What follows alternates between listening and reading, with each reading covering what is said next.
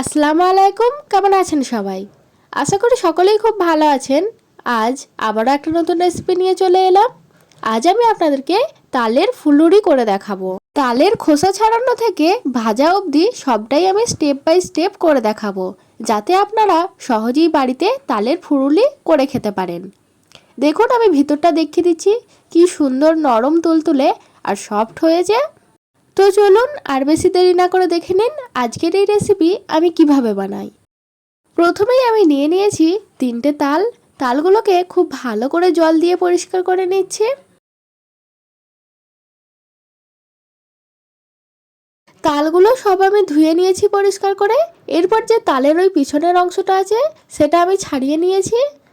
এরপর তালগুলোকে আমি ভাগ করে নেব। দেখবেন একটা তালের ভিতরে 3টে-4টে আটি হয়েই থাকে। তো আমার প্রথম তালটার ভিতরে 3টে আটি হয়েছে। 3টেকে আমি প্রথমে ছিলে নিচ্ছি। এরপর একটা একটা করে এই যে তালের খোসাটা আছে সেই খোসাগুলো আমি ছাড়িয়ে নিচ্ছি। সবগুলো তালের খোসা একইভাবে আমি ছাড়িয়ে নেব। প্রথম তালের খোসাগুলো আমি খুব ভালো করে ছাড়িয়ে নিয়েছি। একইভাবে সবগুলোও আমি ছাড়িয়ে নেব। সবগুলো তালের খোসা খুব ভালো করে আমি ছাড়িয়ে নিয়েছি। এরপর দিয়ে দেব এই তালের খোসাগুলোর মধ্যে সামান্য জল। এখানে বেশি জল দেব না, অল্প একটু জল দিচ্ছি, আপনারা নাও দিতে পারেন। এরপর আমি হাতের সাহায্যে হালকা করে চিড়ে নিচ্ছি, যাতে পাল্পগুলো তাড়াতাড়ি বেরিয়ে যায় আর বেরিয়ে আসতে সুবিধাও হয়। যাই হোক, সবগুলো আমি একইভাবে করে নিয়েছি। এরপর তালগুলো থেকে সব পাল্প আমি বের করে নেব। তার জন্য দেখুন, এখানে আমি একটা তালমারা মই নিয়েছি। আমাদের এখানে গ্রাম্য ভাষায় এটাকে বলা হয় তালমারা মই। আপনাদের কাছে যদি এটা না থাকে, আপনারা আনাজ রাখার যে ঝুড়ি হয়, একটু শক্ত ঝুড়ি দিয়েও এটা করতে পারেন। এই মইটার নিচে আমি একটা থালা রেখে দিয়েছি, যাতে এই তালের পাল্পগুলো সরাসরি থালার মধ্যে পড়ে যায়। দেখুন, একটা হয়ে গেছে। একইভাবে সবগুলোর পাল্প আমি বের করে নেব। আপনারা দেখতেই পাচ্ছেন যে তালের পাল্পগুলো থালার উপরে কি সুন্দর আস্তে আস্তে পড়তে থাকছে। সবগুলো তাল থেকে পাল্প আমার বের করা হয়ে গেছে। দেখুন কতটা হয়েছে। তবে এটা এখনো ফুলুরি তৈরি করার জন্য পারফেক্ট হয়নি। আপনারা দেখতেই পাচ্ছেন যে তালের মধ্যে যে চোঁচগুলো থাকে সেটা পাল্পের মধ্যে রয়ে গেছে। সেই জন্য পাল্পটা আমি ভালো করে ছেঁকে নেব। তার জন্য একটি আমি নেটের জাল নিয়ে নিয়েছি। জালের উপরে সবটা পাল্প আমি দিয়ে দিয়েছি। নিচে একটা পাত্র দিয়েছি, যাতে ওই পাত্রর মধ্যেই তালের পাল্পটা পড়তে থাকে। এরকম দ্বারা খুব ভালো করে আমি ছেঁকে নেব।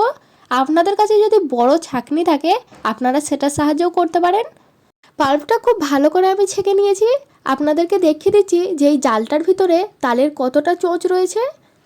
দেখতেই পাচ্ছেন তালের চোঁচ কতটা রয়েছে। এটা যদি সরাসরি ফুলুরি তৈরি করা হতো না, তাহলে মুখে পড়তো এই চোঁচগুলো আর ভালো লাগতো না। সেজন্য আমি ছেঁকে নিলাম।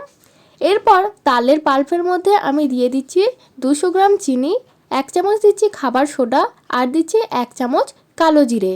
এরপর ভালো করে মিশ্রণটাকে আমি মিশিয়ে নিচ্ছি। চিনিটা এখানে আমি আমার পরিমাপ মতো দিয়েছি, আপনারা আপনাদের স্বাদ অনুযায়ী দেবেন।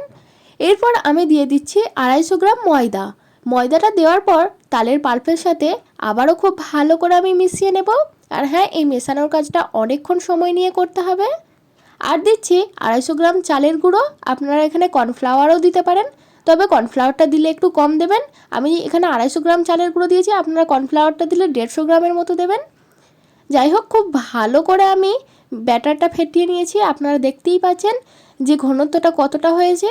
ঠিক এরকম, খুব পাতলা না, একটু শক্ত। এরপর এটা আমি ভেজে নেব।